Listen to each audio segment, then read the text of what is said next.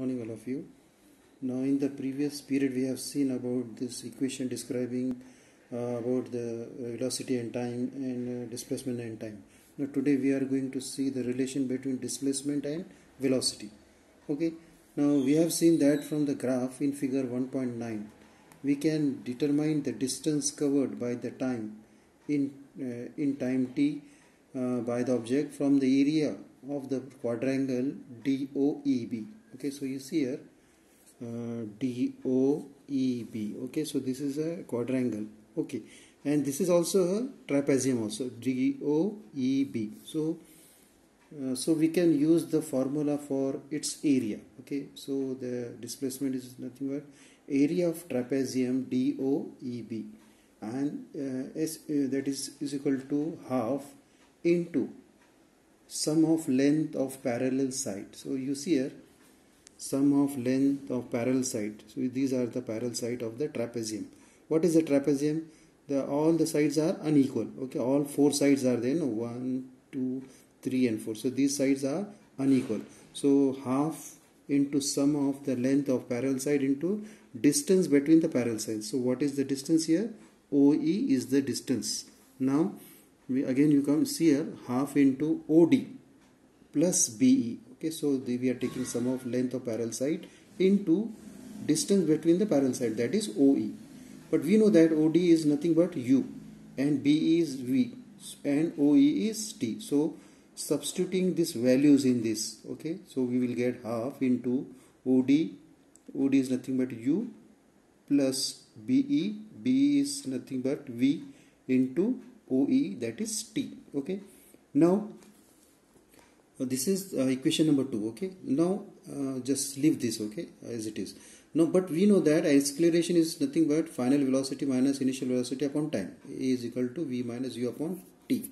Okay, so can I write this now in this above as T I will shift here and A I will shift here, so it will become T is equal to V minus U upon A. Okay, so this I consider this equation number 3.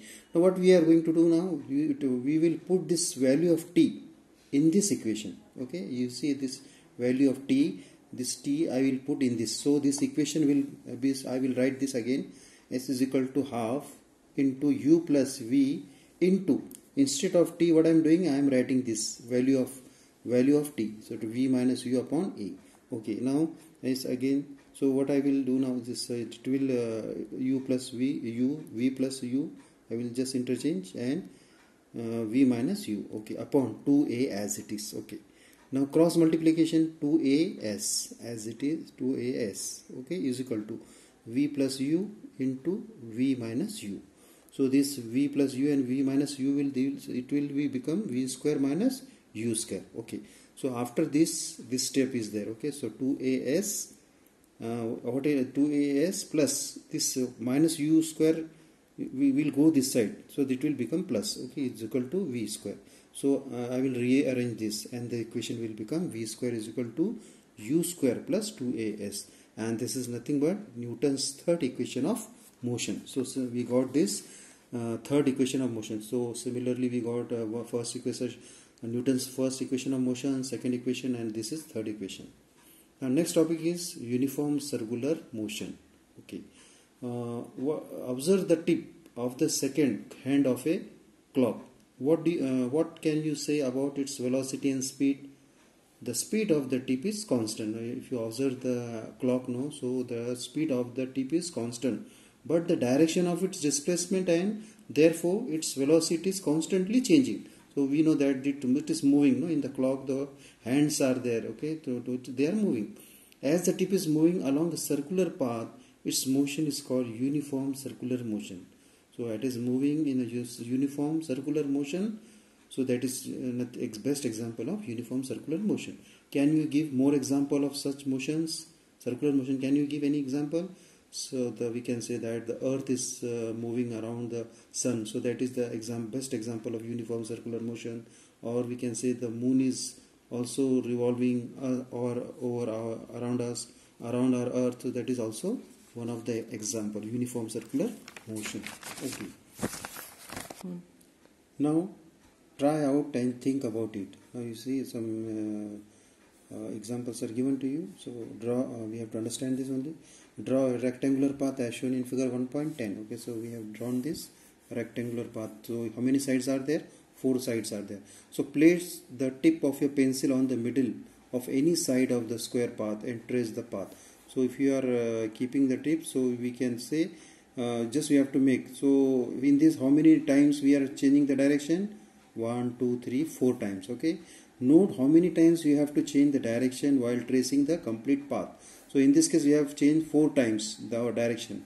Then now repeat this action for a pentagonal, hexagonal, octagonal path and note the number of times you have to change direction. So you see here pentagonal is there.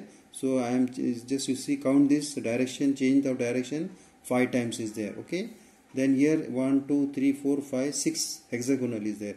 Okay, so here 6 times. So if you increase the number of sides of the polygon and make it infinite, so how many times do you have to change the direction? What will be the shape of the path? So I am if I am increasing the number of sides of the polygons, what will happen? A circle will form, and that is infinite. In a circle we are changing infinite times. The direction we are changing in infinite times. So this shows that as we increase the number of sides, we have to keep changing direction more and more times. And when we increase the number of sides to infinity, the polygon becomes a circle. Okay, just now we have discussed this.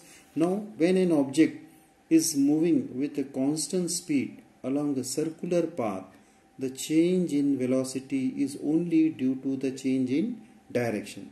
Hence, it is accelerated motion. When an object moves with constant speed along a circular path, the motion is called uniform circular motion. What is uniform circular motion? When an object moves with constant speed along a circular path, the motion is called uniform circular motion.